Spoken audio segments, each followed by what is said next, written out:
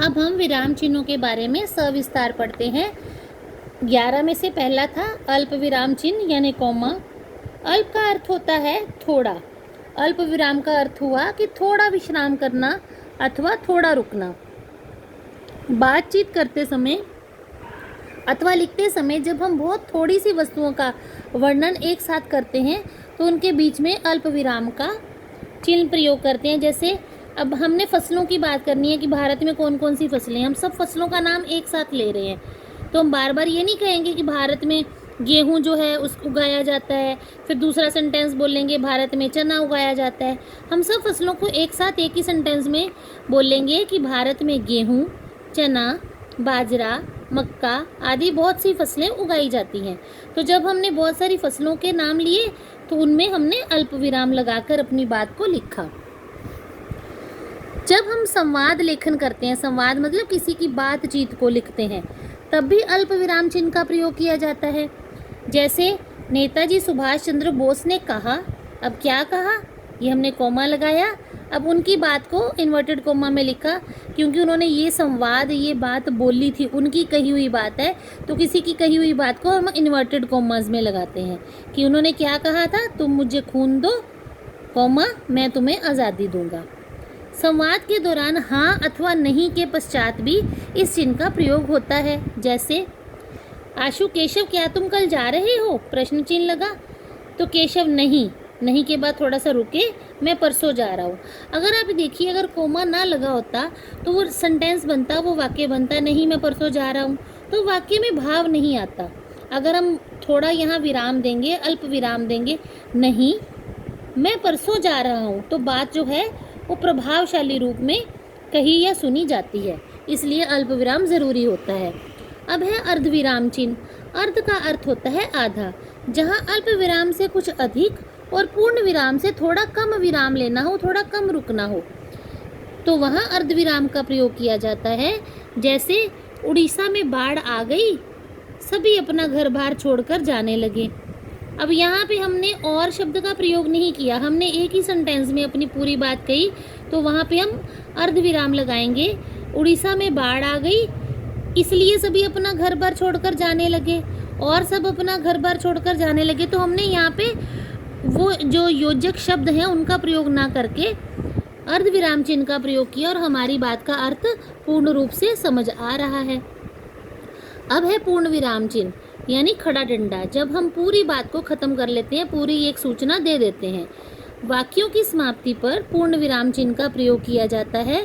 प्रश्न सूचक वाक्यों में इस चिन्ह का प्रयोग नहीं किया जाता क्योंकि वहाँ प्रश्न चिन्ह आ जाता है। अब वाक्यों की समाप्ति कौन सी हुई, आज बहुत वर्षा हुई, बात खत्म हो गई, तो यहाँ वाक्य समाप्त हो गया, तो हमने विराम चिन्ह लगा दिया। मेरी जिंदगी में पुरस्कार पाने का ये पहला अवसर था, मेरी बात खत्म हो गई, वाक्य पूरा हो गया, तो यहाँ विराम चिन्ह आ गया।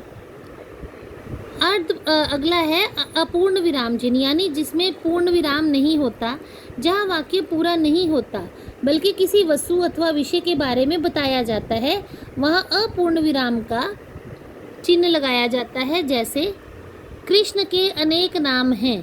अब कृष्ण के नाम कौन कौन से हैं, हमने ये अपूर्ण विराम लगाया क्योंकि अभी हमारी बात खत्म नहीं हुई, हमें अभी नाम बताने हैं। कौन कौन से, मोहन, गोपाल, गिरधर आदि। यहाँ हमारा वाक्य खत्म हुआ, आदि के बाद हमने पूर्ण विराम लगाया, और क्योंकि सभी नाम हम लगातार ले रहे हैं तो बीच में हमने कोमा लगाए यानी अल्प विराम लगाए, और नाम है के बाद हमने ये अपूर्ण विराम लगाया। इस तरह के वाक्यों में अपूर्ण विराम लगता है। आगे आ गया प्रश्न सूचक चिन्ह। ये तो आप जानते हैं कि जब कोई प्रश्न पूछा जाता है उसके बाद ये वाला प्रश्न चिन्ह लगाया जाता है।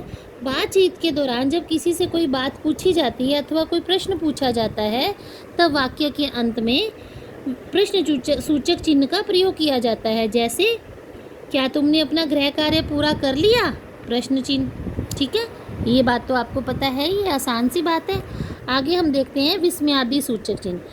विस्मयादि सूचक चिन्ह वहाँ लगते हैं, अगर हम सरल भाषा में बताएं, जब हमारे अंदर से अचानक से कोई भाव पैदा होता है, अचानक किसी की बात सुनकर हमारे अंदर से कोई भाव उठता है, चाहे वो हैरानी का हो, आश्चर्य का हो, करुणा का हो, घृणा का हो, दुख का हो, है ना।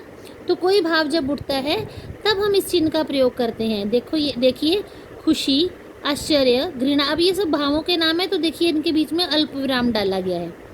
खुशी, आश्चर्य, घृणा, दुख, करुणा यानी दया आदि भावों को प्रकट करने के लिए इस चिन्ह का प्रयोग किया जाता है। जैसे वाह, कितना सुंदर दृश्य है, ये खुशी की बात है, वाह, तो हमने आगे ये विस्मयादि सूचक चिन्ह लगाया। छी, कितनी गंदगी है, अब यहाँ घृणा की बात हो रही है, ये घृणा सूचक शब्द है, छी, तो इस शब्द के आगे हमने विस्मयादि सूचक चिन्ह लगाया और यहाँ बात खत्म हो गई तो पूर्ण विराम आ रहा है, देखिए, है ना। अब आगे हैं ओह, वह तो बहुत बुरा हुआ। अब यहाँ हम ओह शब्द से दुख प्रकट कर रही हैं, ये दुख का भाव है, तो हमने विस्मयादि बोधक चिन्ह लगाया।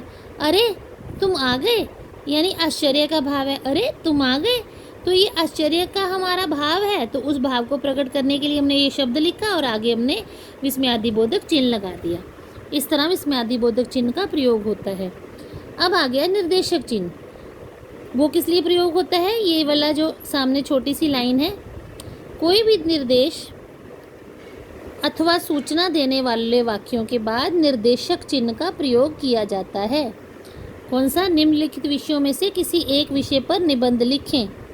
अब लिखें क्योंकि हमने आगे विषय बताने हैं, हम निर्देश दे रहे हैं कि आपको ये काम करना है, आपको इन विषयों पर निबंध लिखना है, तो हमने ये निर्देशक चिन्ह लगाया। तो आगे भारतीय पर और 2 टॉपिक दे दिए, मेरा प्रिय खेल, तो ये निर्देशक चिन्ह है, ठीक है। जैसे हम आपको ये कहते हैं कि अध्यापक ने कहा, अध्यापक ने क्या कहा, अध्यापक ने ऑर्डर दिया, है ना, निर्देश दिया कि आपको क्या करना है, या उसकी कही हुई बात है तो इन्वर्टेड कॉमा में लिखी जाएगी। भाषा में लिखकर अभ्यास करना चाहिए। अध्यापक ने कहा, क्या कहा, निर्देश दिया, हमें बताया कि ऐसा करना चाहिए, तो क्या करना चाहिए, भाषा में लिखकर अभ्यास करना चाहिए। ये ऑर्डर दिया, ये बात उसने कही, और जो बात उसकी कही हुई बात हम एज इट इज़ लिखेंगे तो हम इन्वर्टेड कॉमास में उसकी बात कहेंगे।